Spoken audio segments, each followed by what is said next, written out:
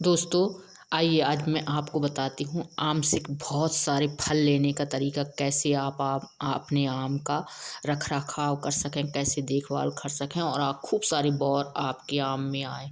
यदि आप कलम से लगाए हैं, गमले में भी लगाए हैं, तो उसमें भी खूब सारे फल आएँगे। जिस पौधे में फल नहीं आ रहे हैं, उसमें भी आ जाएँगे। दोस्तों, हम कभी-कभी पौधा लगाते हैं और कटिंग से लगाते हैं या कि खरीद के ला के लगाते हैं, तो पौधे में ग्रोथ नहीं हो पाता है और कई प्रकार की बीमारियां हमारे पौधे को ग्रसित कर लेती हैं और हमारा पौधा बिल्कुल ख़राब हो जाता है और पौधे में किसी प्रकार के फल नहीं आते हैं। दोस्तों, हम इतनी मेहनत से आम लगाते हैं और उसमें फल नहीं आए तो बहुत बुरा लगता है कि कैसे हम क्या डालें इसमें कि हमारे पौधे में खूब सारे फल आ जाएं और हमारा पौधा फल फूलों से लद जाए।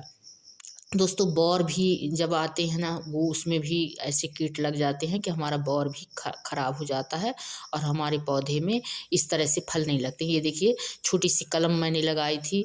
ये कई कलम लगाई हूँ, लेकिन ये कलम ज़मीन में अभी लगाई थी इसी वर्ष बरसात में। तो ये थोड़ा सा सक्सेस नहीं हो पा रहा था। ये पता नहीं इसको क्या हो गया था, लेकिन फिर भी मैंने ऐसी दवाई ऐसा बना के डाली हूँ कि ये फिर निकलने लगे हैं, इसकी पत्ती निकलने लगी हैं, तो ये पौधा फिर से तैयार होने लगा है। दोस्तों, हम पौधे के रख-रखाव तो करना पड़ता है, उसमें क्या फंगीसाइड लगती है, कई प्रकार की बीमारियां लगती हैं, तो हमें देखना पड़ता है। ये मैंने कलम लगाई थी और ये देखिए, ये सक्सेसफुल है, इसमें आम लग रहे हैं। तो कई बार इसमें ये 2 साल का हो गया, लेकिन इसमें आम 2 बार 3 बार लग चुके हैं। ये कलम मैं अपने घर में स्वयं अपने हाथों से बनाती हूँ। तो दोस्तों, कलम बनाने का तरीका रहता है कि हम गर्मी में बनाते हैं मार्च से। तो गर्मी में जल्दी से जो गर्म वातावरण रहता है, तो उसमें जल्दी अंकुरण होता है और ये पत्ते जल्दी निकलते हैं, फुटाव जल्दी हो जाता है। तो हम क्या डालें, कैसे बनाएं कि हम अपने घर में खुद अपने जो अच्छा आम लगे उसको हम अपने घर में तैयार करें। मैं ये आम लगाई हूँ, इसमें फल आते हैं। ये अभी बहुत बड़ा नहीं है, ये छोटा पेड़ है, लेकिन ये इसमें ये देखिए, मैंने इतनी अच्छी इसमें फर्टिलाइज़र है और ये दवाइयाँ हैं जो कि डाल देती हूँ कि ये ख़राब ना होने पाए। तो इसमें मैं ये देखिए कलम लगाई थी और नीचे चूना, जो आप खाने वाला चूना है, उससे थोड़ी-सी नीचे पुताई कर दीजिए, क्योंकि आम को कैल्शियम की बहुत ज़रूरत रहती है। ये यहाँ से देखिए, आप कटिंग के बाद से ये 3-4 कनखे ऐसे फूट गए हैं और ये पौधा यहाँ से यहाँ 3-4 फुटाव लिया है और अच्छा ये ग्रोथ कर रहा है। दोस्तों, बहुत इसको तंग करने की ज़रूरत नहीं रहती है ना, बहुत ज़्यादा इसमें कि ये डालो, वो डालो, कोई भी खाद डालो, इतना ज़्यादा इसको परेशान ना करो। लेकिन ये आप थोड़ा-सा इसमें देखभाल कर देंगे, उतने में ये आम बहुत अच्छा ये फल देने के लिए तैयार रहता है। ये देखिए, ठंडी का सीज़न है, फिर भी बोलते हैं कि सुस्त अवस्था में पौधे चले जाते हैं, लेकिन ये मेरे पौधे जो हैं, तो वैसे ही ग्रोथ कर रहे हैं। मैं इसमें एलोवेरा, नीम और मदार के पत्ते पीस के और उसका छिड़काव कर देती हूँ। ये पत्ते जो ख़राब होते हैं, कीड़ा लग जाता है, सिकुड़ जाते हैं पत्ते, उसमें मैं इस तरह से डाल के पीस के छिड़काव कर देती हूँ। तो ये डिब्बा में मैं रखी रहती हूँ और जब भी देखती हूँ 2-4 दिन में, 10 दिन में कि कहीं कीड़ा लग रहा है, पत्ता ख़राब हो रहा है उसका, तो मैं पत्ते में इसका छिड़काव कर देती हूँ। इसमें से क्या होता है कि जब पत्ते हमारे स्वस्थ रहते हैं, तो बौर बहुत अच्छी तरह से आते हैं।